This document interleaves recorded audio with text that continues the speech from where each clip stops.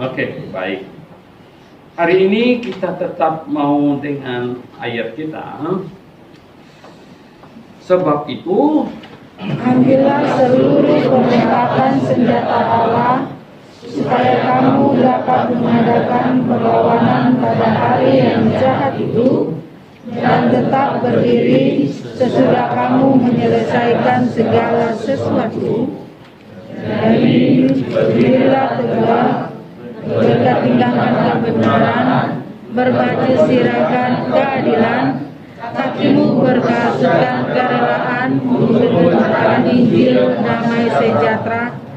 Dalam segala keadaan pergunakanlah perisai iman, sebab dengan perisai itu kamu akan dapat mengalahkan panah api dari si jahat.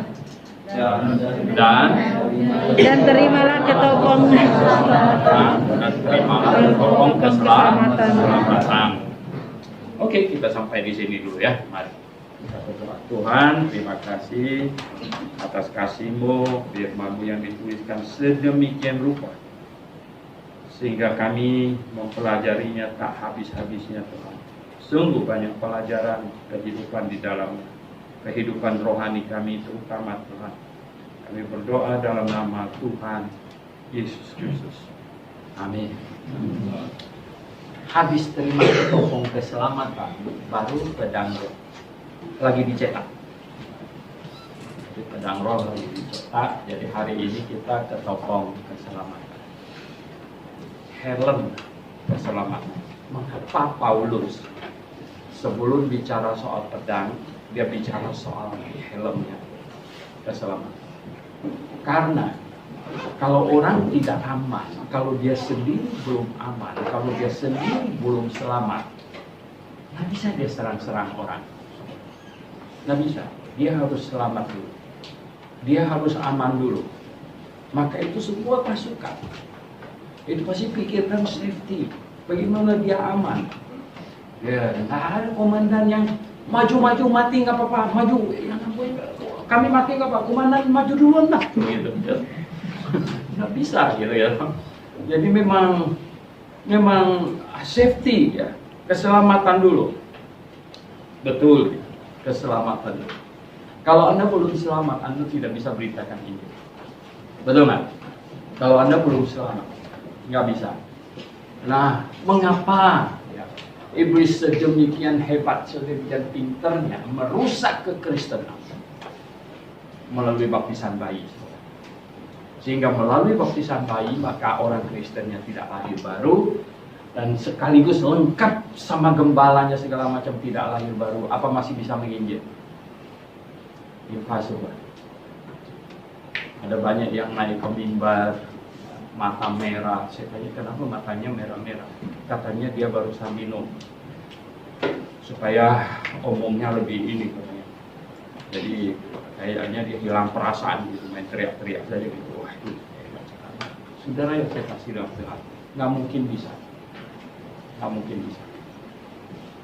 Nomor satu, kamu harus selamat. Kamu harus. Setelah kamu selamat, sungguh-sungguh selamat, menghayati keselamatan jiwa, menghayati sungguh-sungguh, penuh syukur atas keselamatan jiwa saya. Oh, kalau saya tidak selamat, ya kalau saya belum selamat, bagaimana mungkin saya bisa ada hari ini? Saya mungkin sudah jadi penjahat besar gitu. Kemarin Christian Kai datang, Christian Kai. Kalian ketemu kan? Senior nggak ketemu? Enggak ya? Christian kemarin nggak? Mondar-mandir ada kan? Dia nggak naik ke atas. Nggak naik ke atas. Bawa terus, dia bawa tanah ya. Ya kemarin dia bilang, Pak Wento, saya tak pernah habis bersyukur ya. Lihat John Kay ya, yang bolak-balik masuk penjara, dia itu anak buahnya. Dia bilang tak habis-habisnya saya syukur kalau saya tidak ketemu keselamatan di sini di Kerafe. Saya nggak tahu berakhir di penjara mana. tidak tahu di mana. Saudara yang saya kasih dalam Tuhan. Kalau orang sudah selamat, hatinya perlu ucapan syukur. Sebenarnya, mengapa tadi saya katakan bahwa Paulus sebelum bicara pedang roh, bicara helm keselamatan dulu? Karena dengan kesaksian keselamatan saja itu sudah memukul hati banyak orang.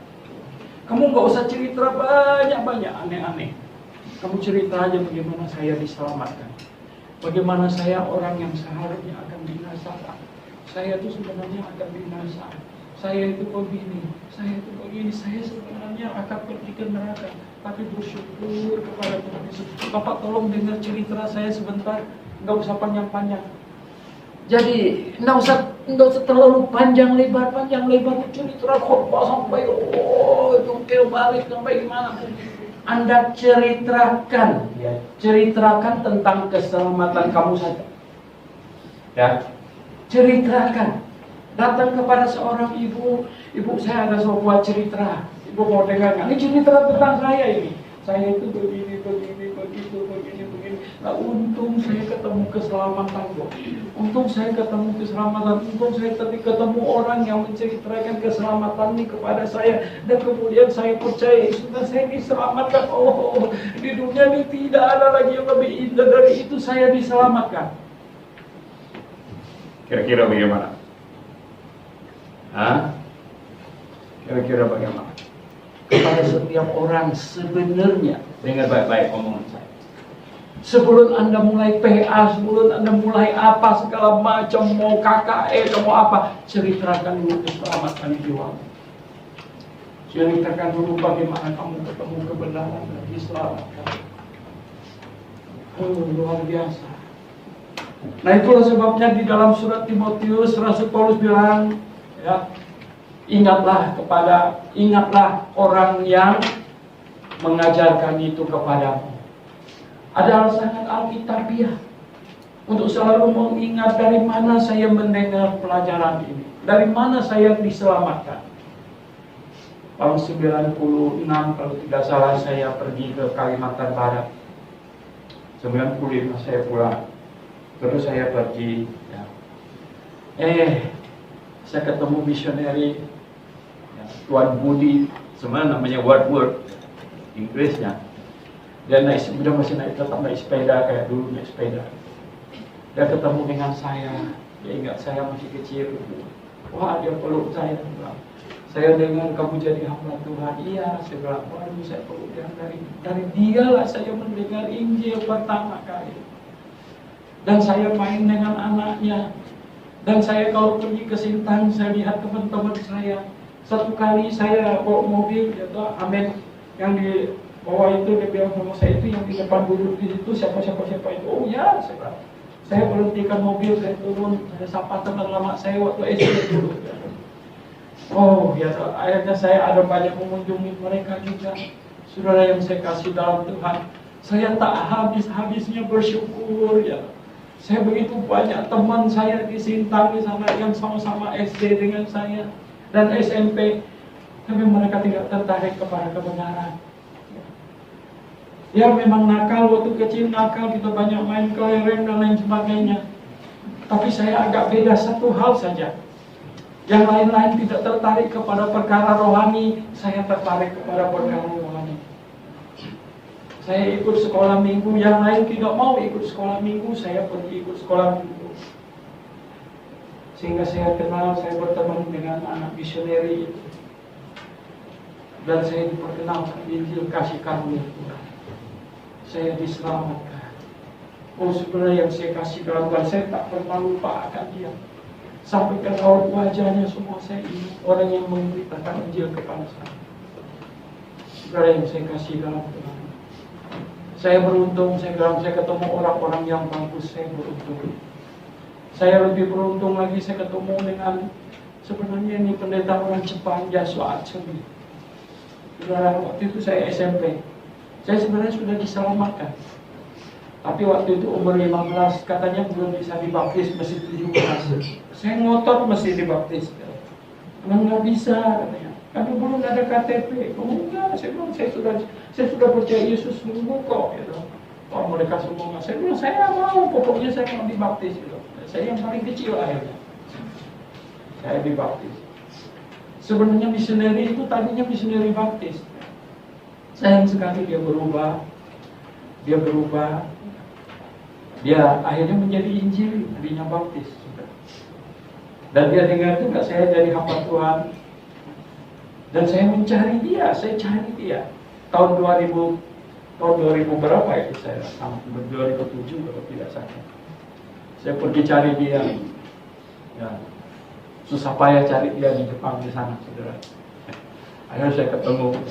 Wah, di Jepang itu mau beli kertas kereta saja dia punya tulisan dia tak bisa baca. Sampai saya cari-cari orang. Ya, ada yang lari-lari. Mereka pikir saya sama-sama orang Jepang, kenapa panggil orang? Bukannya sama gitu. Akhirnya saya pakai bahasa Inggris, tahu juga ada yang datang dia. Tolong saya bilang, saya mau beli tiket karcis kereta ke sini. Ya, alamat ini gimana? Oh, dia pencet-pencet, bayar dulu. Akhirnya sampai di sana saya ketemu dengan Simon waktu itu. Ya, wah, dia tahu peluk saya gitu. Oh, dia bilang, saya dengan kamu jadi hamba Tuhan. Saya bilang, iya, begitu ya. Dia kasih tahu kepada jemaatnya, inilah orang yang waktu kecil dulu. Ya, saya disintang, begitu. Saudara yang saya kasih dalam Tuhan Yesus. Saya katakan kalau Anda sudah diselamatkan, kesaksian hidup Anda, kesaksian bagaimana Anda diselamatkan, itu sebenarnya cukup. Ya. Itu sudah sangat kuat. Itu sudah Injil yang sangat kuat yang Anda bisa hantamkan kepada orang. Sampaikanlah. Sebenarnya Pak Cemi akhirnya dia datang setelah saya ketemu dia Jepang. Waktu dia ada ke Indonesia, dia datang, saya ajak dia makan di sini. Kita masak, saya ajak dia makan. Satu hal yang saya sangat sedih sebenarnya, karena dia bukan di dalam baptis lagi, saya tidak bisa mengambil khotbah. Saya tidak bisa mengambil khotbah. Saya pikir dia sangat sedih akan satu hal ini.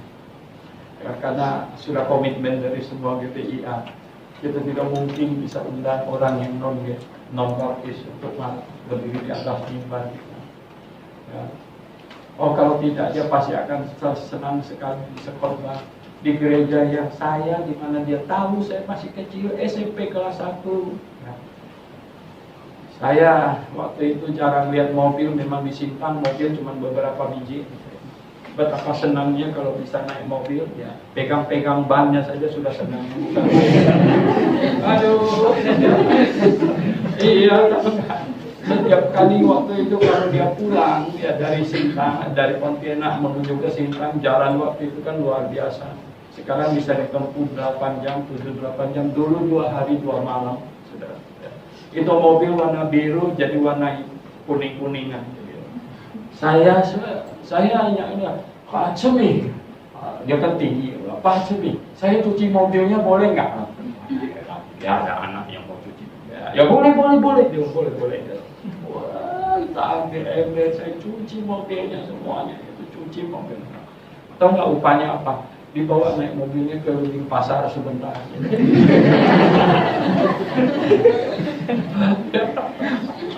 Aduh, bawa keliling sebentar, rasanya hebatnya naik mobil dong, betapa hebatnya. Kasih. Itulah ya. Oh, saudara yang saya kasih dalam Tuhan, ya dalam hidup ini bertemu dengan banyak orang, kasih karunia berlimpah, ya, kesaksian macam begitu. Saudara yang saya kasih dalam Tuhan, kalau Anda sudah diselamatkan, Anda mengenal kebenaran, bagaimana Tuhan menuntun Anda dari kebenaran yang satu kepada kebenaran makin penuh. Saudara yang saya kasih dalam Tuhan, saya Tuhan tuntun masuk ke sekolah Alkitab, bisa ketemu dosen baptis. Walaupun kemudian sekolah Alkitab saya makin miring, tapi saya tidak pernah putus hubungan dengan dosen saya yang baptis. Saya datang ke rumahnya, ngobrol terus. Ya. Bandingkan semua pengajaran, ini lebih benar. Ya. Ini pengajaran lebih benar. Saya tanya mengapa keluar tidak mau lagi mengajar di sekolah. Nah, di dalam sekolah itu makin hari makin kacau. Makin banyak dosen yang lain masuk yang makin kacau. Oh ya benar juga, saya sendiri menyadarinya. Mengapa? Karena saya pernah cerita kalau salah Pernah ada dosen saya yang berkata bahwa, katanya, tahu apa? Yunus itu dongeng. Walah, Yunus itu dongeng. Kalau Yunus dongeng, saya sudah keluar dari asrama, mau melayani Tuhan, ternyata nanti keluar saya hanya menceritakan dongeng. Wah, ini akan dapatnya bukan main. Ya. Akhirnya tahu nggak? Kami lapor sama rektor itu, kami lapor ya. Ya, ini box ini Pak itu bilang Yunus dongeng, bagaimana ini Pak? Nggak mungkin lah. Mungkin, dia memang sudah omong begitu. Ya. Enggak lah, kalian salah dengar. Bagaimana satu kelas bisa salah dengar gitu? Akhirnya yang minggu depannya kami bawa tip zaman itu, tipnya besar lagi gitu kan. Tip kompo itu, tip kompo itu ya besar gitu. Tuh kami sebelum kelas mulai kita lagi, Pak bagaimana kemarin bilang itu Yunus dongeng, dia tahu kami mau tangkap dia kan gitu. Kemudian bilang, kita matikan tip kalian matikan. Kami dibawa pergi makan ke rumahnya. Oh saudara yang saya kasih jawab Tuhan, tapi saya tidak putus hubungan dengan dosen yang saya tahu lebih benar pengajarannya. Ya, wah, singkat cerita sampai waktu saya mau pergi ke Amerika, saya minta Tuhan tuntun saya di mana yang paling benar. Saya tidak mau nanti pulang dari sana saya jadi penyesat ya. Saya tidak mau, Tuhan tolong saya. Ada banyak sekolah kitab gitu, jejeran semuanya itu ya. Saya kirimkan surat sambil doa, Tuhan yang mana. Akhirnya Tuhan tuntun ke Tabernakel, luar biasa. Oh, nah, saya katakan kenapa Paulus bilang ketopong keselamatan ini perlu sekali, dan duluan dia baru kemudian pedang roh. Kalau kamu membuat kesaksian keselamatan kamu kepada orang, menceritakannya tanpa perlu apa yang terlalu heboh-hebohan, itu saudara sudah cukup untuk membuat dia pertimbangkan apakah dia perlu diselamatkan atau tidak. Sebenarnya ketemu dengan Dr. Rodbell, orang yang sungguh-sungguh saya sangat kagumi. Dia bukan orang akademik, tapi dia orang yang sangat hebat dalam public relation. Dia bukan orang kepala tanggung barulah bisa jadi presiden dari Fundamental Baptist Fellowship yang 5.000 gereja. Oh luar biasa, kalau dia khotbah luar biasa sekali. Tapi dia bilang apa? Tuhan selamatkan saya. Kesaksiannya selalu dia cerita, Tuhan selamatkan saya. Di kota kecil saya ada 3 begajol, gitu. Ada 3 preman besar di situ. Ya, di kota saya, tempat saya. Semua orang dengar kami bertiga itu sudah ketakutan. Ya. Tapi dia bilang anehnya, satunya mati, satunya masuk penjara kalau salah seumur hidup, satunya jadi pendeta, satunya saya. 3 preman besar di kotanya. Ya. Betapa anugerah yang luar biasa gitu. Bahwa satunya mati, satunya masuk penjara, satunya berdiri khotbah di sini. Wah, dibilang bagaimana dia diselamatkan? Dia bilang itu adalah berkat istri saya, ya, Renormel. Nah, ini istri saya. Dia tahu saya preman, tapi dia jatuh cinta sama saya. Dia bilang, ini dia benar-benar hebat, dia. Orang tuanya nggak setuju dia kawin sama saya. Betul dia bilang. Dia berani ambil resiko sekali. Dia menikah dengan preman, bayangkan. Nah, dia bilang apa? Satu malam, saya ini tetap preman pada waktu itu. Satu malam dia bilang ya. Sedangkan dia rajin ke gereja, dan dia doa terus untuk saya supaya saya bisa diselamatkan. Bayangkan. Lalu dia bilang satu malam, habis saya ngepel, kira-kira sudah jam 9, saya ngepel rumah sebentar. Habis ngepel dia bilang, pendetanya datang ke rumah, gembalanya datang ke rumah besok. Tanya sama saya, boleh saya masuk? Saya jawab, enggak boleh. Saya baru ngepel. Ya, coba pendeta tunggu di depan pintu, dia nggak masuk. Saya tunggu keringnya, katanya. Sudah agak lama sih di depan. Mana sudah kering, saya sudah boleh masuk. Mau tidak mau, saya kasih dia masuk. Oke, masuk. Katanya. Masuk, sudah masuk, diajak saya dulu. Saya diinjil. Dia bilang, kamu harus diselamatkan. Kamu tidak boleh hidup begini tanpa Tuhan Yesus. Dan kemudian malah itu bercerita, dan saya pun ikut menangis pada saat itu. Dia bilang, dan berdoa terima Tuhan Yesus pada malam itu. Sudah jam 9 sampai hampir jam 10.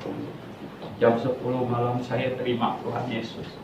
Waktu saya terima Tuhan Yesus, dia bilang, wow, rasanya hati ini, dia bilang, sepertinya ada satu beban yang sangat besar itu terlepas. Dia bilang, wow, saya berterima, sekarang saya sudah diselamatkan, saya sudah diselamatkan.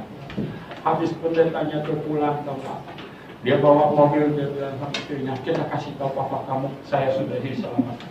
Bawa mobil sampai ke sana, sudah mau tengah malam, dia teriak, mereka udah tidur, papa, orang saya sudah diselamatkan. Keluar dari jendela, papa, saya sudah diselamatkan, besoklah kasih tahu. Kenapa malam ini?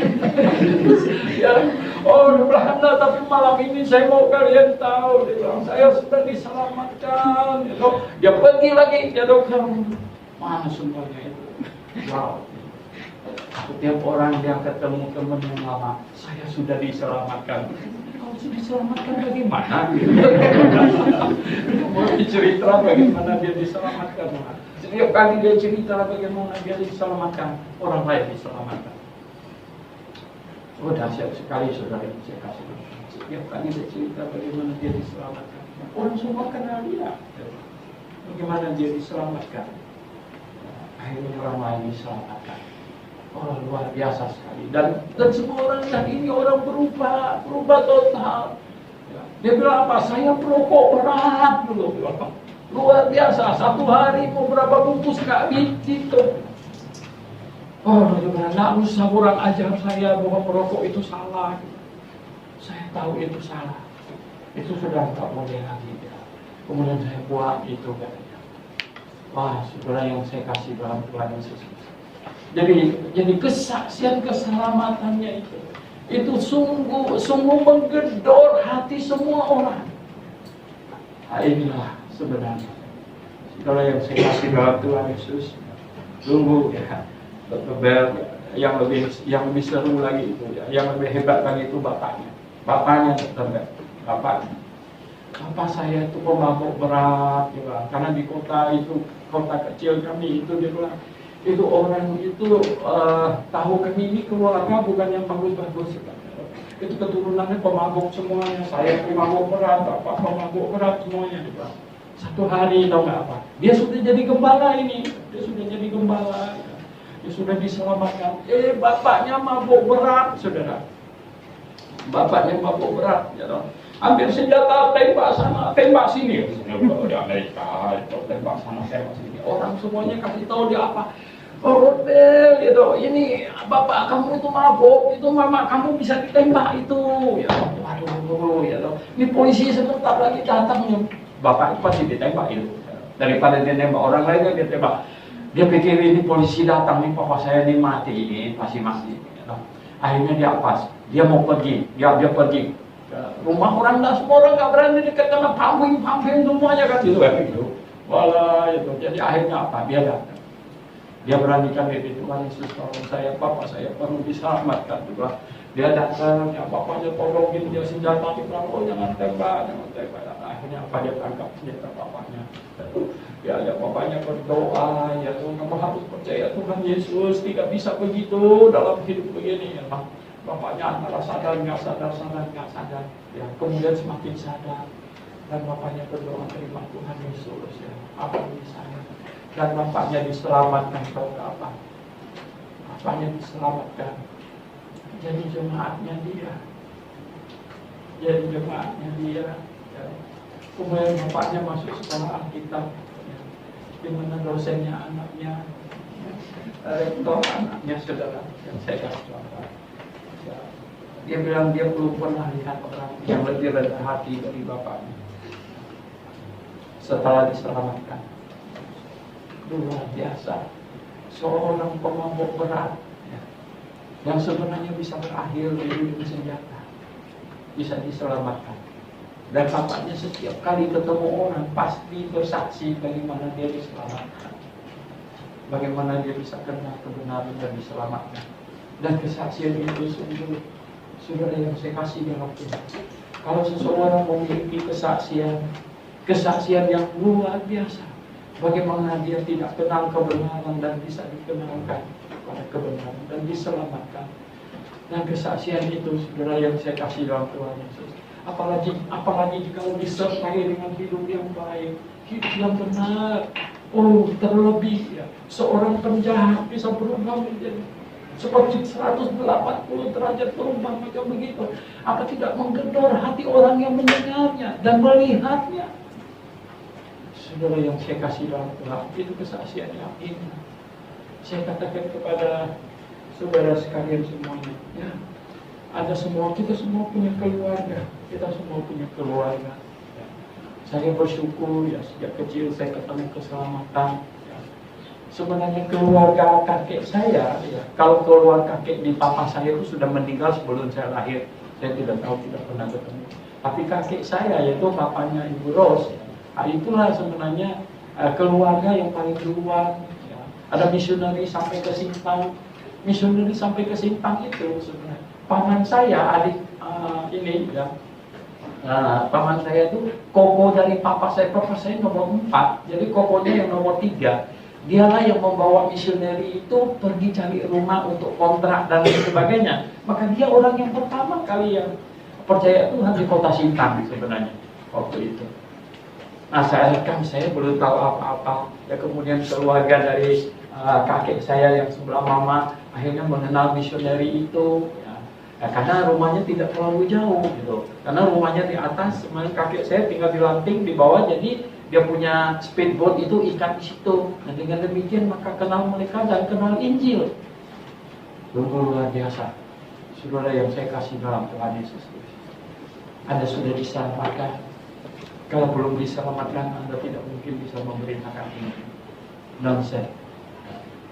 Injil tidak bisa diberitakan oleh orang yang belum selamat. Kamu belum ada helm, bagaimana? Mau pergi berperang? Impossible. Anak-anak panti, saya katakan bahwa Anda bertumbuh besar di sebuah lingkungan yang luar biasa. Tidak ada tempat yang lebih indah dari panti asuhan Karuna Kasih, yang rotinya tak pernah berhenti. Betul nggak? Ya, tidak ada lagi yang lebih indah. Dari yang saya kasih dalam Bu Mira bilang, ini kita punya sawah yang berpuluh-puluh hektar. Bukan kita yang tuai, orang lain yang tuai, antar isinya ke sini. Sudah selesai, sudah di dalam karung. Betul? Bayangkan, mana ada macam begitunya. Tidak ada lagi anugerah lebih besar dari ini, saudara. Saya kasih dalam Tuhan. Coba anak panti, Anda renungkan baik-baik, saya katakan. Anda renungkan. Oh, betapa kasih karunia Tuhan Anda bisa ada di tempat ini. Kadang-kadang kita mau review jalan hidup kita. Oh, betapa kebetulannya, bukan kebetulan, kasih karunia Tuhan yang luar biasa. Kakek saya bisa ada tinggal di lanting di situ, kemudian misioneri di atas di sana, sehingga ya dia punya semua speedboat segala macam mesti diikat di situ, dia numpang ikat ya, tiap hari ketemu bolak-balik ya, diinjili dan bisa percaya Tuhan. Oh, kasih karunia luar biasa. Nah, anak panti Anda bisa sampai di panti ini, Anda tahu. Saya ulang terus kasih tahu anak panti bahwa Anda tidak perlu minder, Anda tidak perlu merasa tidak enak sebagai anak panti, tidak perlu sedikit pun. Ya, mengapa? Karena semua orang tahu itu bukan salah kamu, itu bukan salah kamu. Tahu nggak?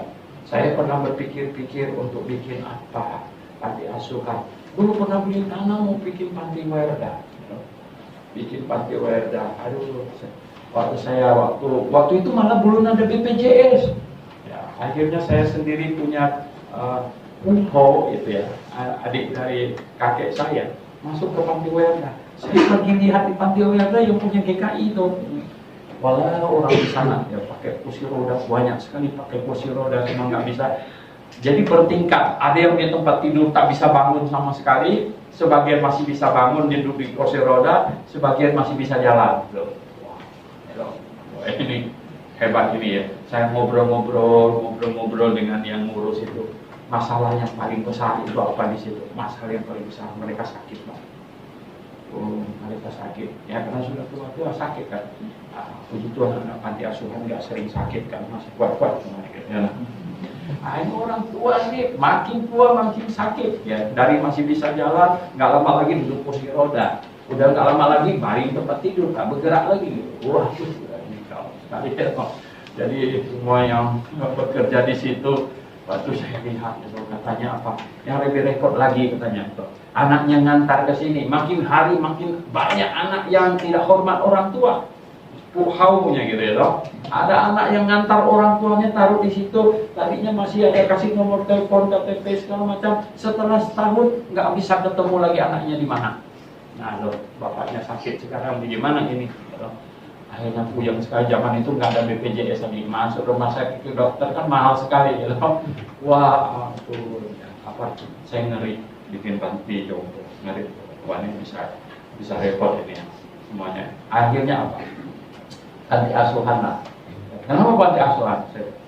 Kadang-kadang kalau orang tua, ada banyak orang tua yang kasihan sekali. Ada banyak orang tua yang kasihan sekali. Waktu muda kerja setengah mati menyekolahkan anaknya, ya dan lain sebagainya, menyekolahkan mereka sampai mereka sukses. Pada waktu mereka sukses, orang tuanya pas kempes. Duit semuanya habis, semuanya itu. Anaknya bukan memperhatikannya, anaknya dapat istri yang galak lagi. Ya toh. Wah, habislah kamu. Habislah kamu, ya toh. Bayangkan itu. Yang segala macam usaha yang lama sudah dilupakan. Sebenarnya itulah makanya di dalam Alkitab bilang yang harus memperhatikan itu adalah anaknya. Ya. Orang tua yang diurus oleh gereja tidak boleh kurang dari 60 tahun. Berarti saya sudah boleh masuk. Nah, dan katanya kalau ada anak cucunya, mereka lah yang harus mengurusnya dulu. Itu sebenarnya. Nah, tetapi anak panti asuhan beda. Anak panti asuhan, ya orang tuanya meninggalkan bukan maunya dia. Bukan maunya dia. Jadi kalau Anda dalam kondisi bisa masuk ke panti asuhan kita, sebenarnya ini beruntung.